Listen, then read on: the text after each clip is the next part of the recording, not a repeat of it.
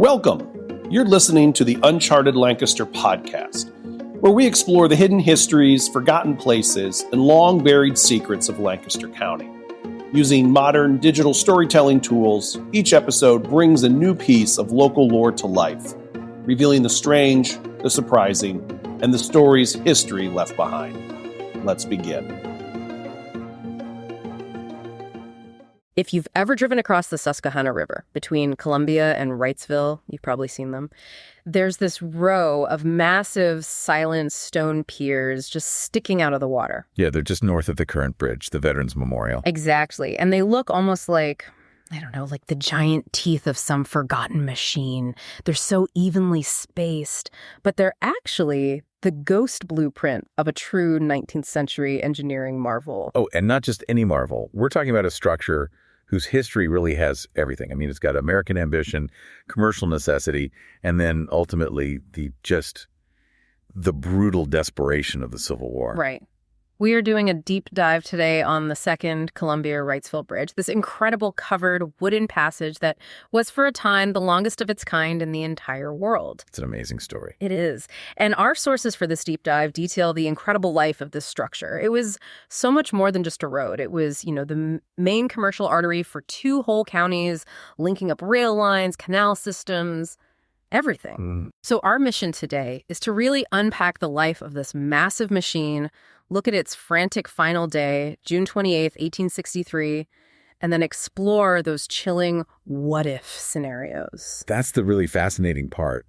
What would have happened if Confederate troops had actually made it across that bridge and into Lancaster County? It's a huge question. It is. I mean, it's a moment in history where one very local, very tactical decision has these gigantic strategic ripple effects. To get why burning the world's longest covered bridge was even on the table, you have to understand the geography and the military situation in '63. Okay, so let's set that scene. The Susquehanna River, especially this lower stretch, it's an enormous natural barrier. I mean, it's wide, it's fast-flowing, it's really hard to ford. Right.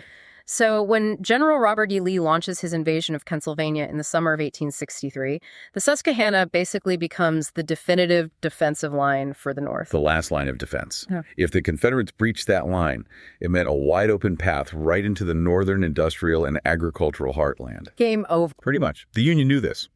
And because the river's so big, there were only 3 real crossings on that lower section that could handle an army.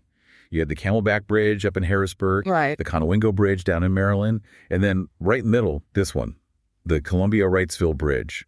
That specific wooden structure, over a mile long, became the absolute vital bottleneck that the Union had to deny the enemy no matter what. So the entire Gettysburg Campaign, in a very real sense, pivoted on this one wooden structure, its existence, and then its destruction. Exactly. What a story. Okay, let's start at the beginning. Section 1, the architecture of necessity.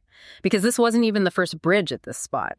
The history here is all about human need versus natural disaster. That's a great way to put it. And it's a crucial precedent. The original Columbia-Wrightsville Bridge, built between 1812 and 1814, was already this immense project for a young country. And expensive, I imagine. Oh, yeah. It cost $231,000, which was an astounding sum back then. And it was huge, over 5,600 feet long, 30 feet wide, and it rested on 54 separate piers. 54. Wow. And just like its successor, it held the title of the world's longest covered bridge when it was finished. They really tried to make it nice. It had twin carriageways, a whitewashed interior to make it brighter, even openings in the sides for a view of the river. But it didn't last. Not at all. Only 14 years. On February 5th, 1832, the river just reminded everyone who was boss. It was destroyed by a catastrophic event called an ice freshet. An ice freshet. Okay, we should probably pause on that. What exactly is that? It sounds terrifying. It is. It's essentially an inland tsunami. Yeah. You get rapidly melting snow and heavy spring rain, and it pushes these massive, thick sheets of winter ice downstream all at once. So the ice just acts like a giant battering ram. Exactly. And those 54 piers, well, that's 54 points of failure. They just couldn't stand up to that much pressure and current. The river basically swallowed the bridge whole. But the crossing was too important to just give up on. Absolutely. The Columbia Bank and Bridge Company knew they had to rebuild, and they had to do it fast, and more importantly, they had to learn from the disaster. Which brings us to our bridge, the second marvel. Construction starts in mid-1832, just months after the first one was destroyed, and it opens on July 8th, 1834. And the builders, James Moore and John Evans, they managed to improve the engineering in a huge way. How so? Well, you can see it in the numbers. The new bridge was a little shorter, about 5,620 feet, but it was wider 40 feet to handle more traffic. Yeah. But the really crucial change was structural. They cut the number of piers from 54 down to just 27. They cut them in half. How is that even possible? How do you support a mile-long bridge with half the foundations? That's the genius of it. They used what's called the Burr truss design. This is where the tech detail really matters. The Burr arch truss, which was patented by a guy named Theodore Burr, it combines the strength of a normal beam frame, your basic truss, with this massive, gently curving arch that runs underneath the main frame. Okay, I think I can picture that. So that arch distributes the enormous weight much more efficiently over the few piers that are left. So instead of the weight pushing straight down on dozens of points, the bridge acts more like one continuous giant arch, which is inherently stronger. Exactly. It made it way more resilient to the force of the current and, critically, the pressure from ice. It was the perfect engineering response to the disaster of 32. And did it cost more? Surprisingly, no. The cost was about $157,000, way less than the first one, partly because they were able to salvage a lot of the old oak timber from the wreckage. That's incredible. So a better, stronger bridge for less money? Mm-hmm. We're talking about an investment that today would be almost $5 million. I mean, just imagine building a 4-lane covered wooden tunnel a mile long across a river like the Susquehanna. It's still staggering. And it regained the title, the world's longest covered bridge. It had a shingled roof, weatherboard sides. It must have been an unforgettable experience to travel through it, inside that mile-long, whitewashed corridor, totally protected from the weather. And it was all about commerce. The tolls show you how valuable it was. $1 for a wagon and 6 horses, that was a lot of money. 6 cents for a pedestrian. This thing was an economic engine. And that detail about the tolls is important, right? Because it's why the bridge company fought so hard for compensation decades later, after it was destroyed. Exactly. It was a private enterprise sacrificed for a public military good. Okay, so let's shift a little. If the first section established the bridge as this architectural marvel, Section 2 shows us the bridge as a living, working machine, because it quickly became way more than just a road. That's right. To really get why the Union was willing to burn it down, you have to understand just how indispensable it had become. By 1840, only 6 years after it opened, they modified it to handle canal traffic. Wait, canal traffic? On a wooden bridge? How on earth did that work? They added 2 separate towpaths on the outside of the covered structure. It was the only way to link the Pennsylvania Canal on the Columbia side to the Susquehanna and Tidewater Canal on the Wrightsville side. So the canal boats themselves would cross the river. Right, they'd cross the river in the open water, but the mules that pulled them needed a path, the towpaths. And the issue was safety. The original paths along the riverbank were dangerous, especially when the water was high. So if the river's running fast, the mules pulling these heavy canal boats are just walking along the edge of a torrent. Precisely. And our sources say that during high water, the current was so strong that several horses and mules actually slipped and were pulled into the river. It was a huge safety risk, not to mention a devastating loss for the canal operators. So what was the solution? Another incredible piece of engineering. The canal company paid $40,000, a huge sum, to build a 2-level towpath system on the bridge itself, complete with high sidewalls. So they basically built walled-in walkways on the outside of the bridge. They did. The lower path had a roof, and that roof was the floor for the upper path. It kept the animals and the handlers completely safe from the current. The bridge became a road, a pedestrian path, and a protected canal crossing all at once. But it didn't stop there, because then the railroad arrived. Mm-hmm. In the 1840s, the railroad came, and that just cemented the bridge's status as this indispensable choke point. Sometime after 1846, they installed a double-track railway right down the middle of the covered structure. Linking what, the Philadelphia and Columbia Railroad? To the Northern Central Railway, yeah. If you wanted to move goods or people between Philadelphia and points south and west, you basically had to cross this bridge. It was the linchpin. Okay, and this is where the historical irony really comes in. You have a mile-long, enclosed, dry, wooden tunnel. And you're about to run a steam locomotive through it. It's a guaranteed cataclysmic fire. An existential risk. I mean, a fire was the single greatest threat to the whole structure, Yeah. and the engineers knew it. So the safety protocol was absolute, and pretty unique. What was it? Locomotives were strictly forbidden from crossing under their own power. Get out! So how did they get across? It's almost absurd to picture. You have this masterpiece of 19th century engineering moving the most modern rail traffic of the day using mules. You're kidding. Not at all. Yeah. The rail cars and even the locomotives themselves were pulled across by teams of horses or mules. It was slow, it was expensive, but it was the only way to avoid the risk of sparks. So they would unhitch the locomotive, hook up a team of 10 or 12 mules, drag the engine a mile across the wooden tracks, and then rehitch it on the other side. Every single time. This constant operational fear of fire, this pre-existing vulnerability, is the key ingredient that sets the stage for what happens in 1863. Because when the time came, the men in charge of the bridge didn't have to guess how to burn it. No. They knew from years of operating it that the structure was essentially, a prepackaged tinderbox. Cool. Just waiting for a spark. Which brings us to the gathering storm. June 1863.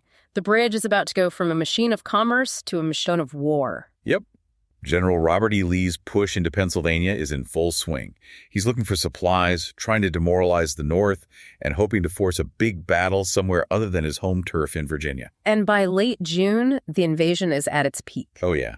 We're talking about 4 Confederate corps, over 70,000 men, spread across 4 different Pennsylvania counties, and Major General Jubal Early's division, that's almost 12,000 men, they capture the city of York on June 27th. Then immediately demand a ransom. Right, a massive one. Yeah. Supplies, food, money, shoes, you name it. But York wasn't the final prize. Early immediately sent Brigadier General John B. Gordon's veteran brigade eastward. And their goal? A very clear, very ambitious one. Cross the Susquehanna River. The orders were to seize Columbia, grab its resources, cut the Pennsylvania railroad lines, and then maybe march on the state capital at Harrisburg or even Philadelphia. And suddenly the Columbia-Wrightsville Bridge is the absolute center of the universe for the Civil War's eastern flank. It is. The river is the final barrier, and that mile-long wooden bridge is the one weak spot. If Gordon crosses, Lancaster County is wide open. And the local people knew it? Instantly. Wrightsville on the west bank became the epicenter of what they called the Great Exodus. Our sources describe just absolute chaos. The roads leading to the bridge must have been a nightmare. Totally clogged. Wagons, livestock, families, everyone was fleeing across that mile-long bridge into the safety of Columbia. The bridge company even dropped the tolls just to speed up the flow of refugees. And we have to stop here and highlight the specific terror that African Americans were facing in this moment. Yes, we do. The sources are very clear. Confederate forces were operating under standing orders to round up fugitive slaves. But they made no distinction. They were grabbing any black person they could find, regardless of whether they were legally free in Pennsylvania. It was a campaign of enslavement. Hundreds of black Pennsylvanians were captured during this invasion. So for them, the urgency was literal life or death. A Columbia resident, Annie Welsh, left this really poignant description of the refugees. She talked about the distressed mix of people, old and young, black and white, with all that they were able to move. And this flight changed the region forever, didn't it? It did. Many of the African Americans who fled that week never returned to their homes in York County. They feared, rightfully, that there would be more raids. So while all this civilian chaos is happening, the military and the railroads are racing against the clock. All the canal boats were pulled over to the Columbia side and anchored, but moving the locomotives. That was the real nightmare because of that fire protocol. Right, the mules. The logistical ingenuity here, under that kind of pressure, is just astounding. First, they had to physically dismantle the smokestacks just to get the engines to fit through the covered bridge. Even then, they couldn't run on their own power? Nope. This was the first time engines had ever crossed the bridge like this. They needed teams of 10, sometimes 12 mules to haul these heavy, stripped-down engines across the span one by one. But they saved the rail stock. They did. They got them to Columbia, coupled them to waiting trains, and pulled them to safety toward Philadelphia. While that was happening, the Union defense was being thrown together. This is where Colonel Jacob Frick comes in. Yes, the defense fell to Colonel Jacob G. Frick. He's a fascinating character. He'd actually been mustered out of service in May, but volunteered for emergency duty. He was commanding about 800 men of the 27th Pennsylvania Volunteer Militia. A militia force. So not exactly battle-hardened veterans. No, largely untested guys facing some of Lee's best troops. But Frick's force was bolstered by local volunteers, including a really critical company of 53 African-American men from Columbia who stayed to fight. So his total force was, what, around 900 men? About that. But here's the kicker. Frick was working with bad intel. He thought he was about to face 5,000 Confederates. Oh, wow. So he's outnumbered more than 5-1 in his mind. Exactly. So he knew his real mission wasn't to win a battle. It was to delay Gordon just long enough to get everyone across and then carry out the ultimate objective, destroy the bridge to save Lancaster County. The fate of the whole eastern flank rested on that plan. It did. Okay, so we're moving from preparation to the moment of truth. The war arrives at the bridge, and the failure of one plan is about to force a much, much more brutal one. Frick's defense, even with the bad intel, was pretty sound. He set up a crescent-shaped line west of Wrightsville, used barricades, lined up rail cars to stop a cavalry rush. Gordon, meanwhile, planned a classic pincer movement to flank him. The Battle of Wrightsville. It wasn't very long, was it? No, very brief. The first shots were fired on the afternoon of June 28th. The whole thing lasted about an hour and 15 minutes. As Gordon's pincer started to close in, Frick realized his position was hopeless. He'd be cut off and his men slaughtered. So he gave the order to retreat across the bridge. And that's the critical moment. Time for Plan A. The Union forces had planned a clean surgical strike. The idea was to just drop the fourth span, a 200-foot section from the Wrightsville side, into the river. Create a gap, something that stops the army but can be repaired later. Exactly. A team led by Robert Crane, a railroad superintendent, had prepped the span. They'd removed planks, sawed into timbers, bored holes, and packed them with gunpowder.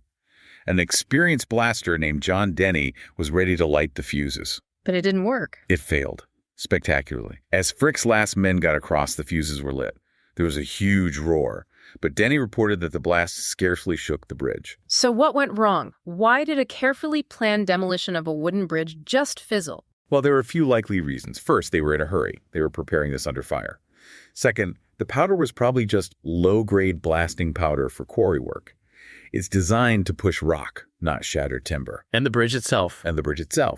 That bird truss design was engineered to resist massive, localized forces, like a huge ice flow hitting one pier. It's entirely possible that the inherent strength of the bridge just absorbed the blast without collapsing. It was damaged, sure, but still totally passable for troops. The engineering that was meant to save it from the river ended up saving it from the army. In a way, yes. So with Confederates surging toward the entrance and Plan A a total dud, Colonel Frick had only one choice left. He ordered the contingency plan. Fire. And they were ready for this. They were. They had already saturated key sections of the bridge with crude oil and kerosene from a refinery in Columbia. This wasn't just a little bit. It was an enormous amount of accelerant. John Denny and his men threw the torches. They did. And the conditions were perfect. You had dry, old timber, the enclosed design acting like a giant chimney, and a steady wind blowing from the east. The fire caught instantly and spread with terrifying speed. And Gordon could do nothing but watch his objective go up in smoke. Literally. Yeah. His men tried to put it out, but it was hopeless. They didn't have any firefighting equipment. They were an army on the march. The whole bridge. How long did it take to burn? The entire 5,600-foot structure burned completely in about 6 hours. The glow was immense. You could see it 10 miles away in Lancaster City. People in Gettysburg even saw the glow and thought the Confederates were burning York. But the irony is the fire didn't stop at the bridge. No, and this is where the story gets truly surreal. As this mile-long inferno raged, huge embers and sparks started raining down on the town of Wrightsville. The town they had just captured. The very same. Yeah. And it started to catch fire. So Gordon's Confederate soldiers are suddenly in this bizarre situation where they have to save the town they just invaded. They start demanding buckets from the locals. And the locals, I read, initially said they'd all vanished. They did. They'd hidden them. But when their own houses started to burn, the bucket suddenly reappeared. So you have this surreal alliance. Confederate soldiers and Wrightsville citizens side by side. Forming a bucket brigade to save the town from the fire their own side had started. In a way, it's just a fantastic image. They saved most of the town, though a few buildings were lost. And on the Columbia side, people were horrified. Annie Welsh called it a magnificent but awful sight. They tried to create a firebreak by tearing up planks on their end, but the fire was just too intense. It only stopped when it reached the very last span, where the Columbia Fire Company could finally get enough water on it to put it out. The mile-long wooden artery was gone. intentionally sacrifice. And that sacrifice immediately changed the course of the Civil War in Pennsylvania. So the immediate consequence of that fire was just strategic paralysis for the Confederates east of the river. Total paralysis. Jubal Early himself later wrote that his goal of crossing into Lancaster County was entirely thwarted. It was a complete showstopper. And the failure had immediate tactical effects.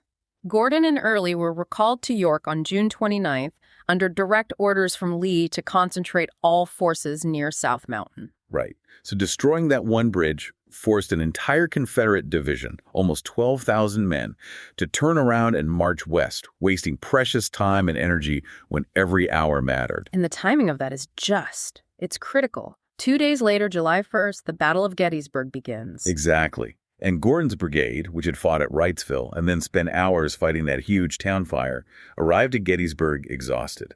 They suffered extremely heavy casualties on the first day, over 500 men. You have to wonder how much that exhaustion and delay played a role. And what about the bridge company? Commercially, the loss was staggering. The Columbia Bank and Bridge Company sued the federal government for reimbursement. The damage was estimated at what would be over $170 million today. And did they get it? They never got a penny. The government ruled it was a necessary military sacrifice executed by Union forces. End of story. Which brings us, of course, to the great what if, the speculation that still hangs over this whole event. Right. Early and Gordon's plans were explicit. They were going to cross that bridge, cut the Pennsylvania Railroad, seize supplies in Columbia, and then push on. So let's really get into it. What if the demolition failed, but Frick didn't order the fire? What if the bridge had stayed intact for just a few more hours? If that had happened, Gordon's aggressive brigade would have poured across the river into Columbia instantly, and the ripple effects would have been catastrophic for the Union. First, Lancaster County itself, a rich agricultural area, a major source of Union supplies. It would have immediately become a major front line. You'd have thousands of Confederate troops moving deep into the county, seizing horses, cattle, food, everything Lee's army needed to sustain its campaign. And the panic. Imagine the panic. You've suddenly got 12,000 Confederates operating 70 miles east of where the main armies are supposed to be gathering. The Union command would have had to react. They would have been forced to divert troops and resources away from Gettysburg to deal with this massive threat in their rear. And the railroad. Cutting the Pennsylvania Railroad would have been guaranteed. That was the main line linking the East Coast to the Midwest. It would have severely hampered the Union's ability to move troops and supplies toward the battle. That disruption alone could have changed everything. And what about Lee's plans? How would this success have changed his strategy? That's maybe the biggest what if. If Early and Gordon had succeeded, if they had a secure crossing and were raiding deep into the northern heartland, Lee might have altered his whole plan. Maybe he delays his concentration, thinking he has a huge advantage in the east. So instead of one big, concentrated fight at Gettysburg, the Union might have been forced into a much more scattered defense. Maybe failing to get their own forces concentrated effectively on July 1st. Burning that bridge simplified the military math for the Union. It turned the Susquehanna back into a barrier, forced the rebels to retreat, and it ensured the decisive battle happened right where and when it did. So a failure of engineering the dynamite led to a desperate choice that became a massive strategic victory.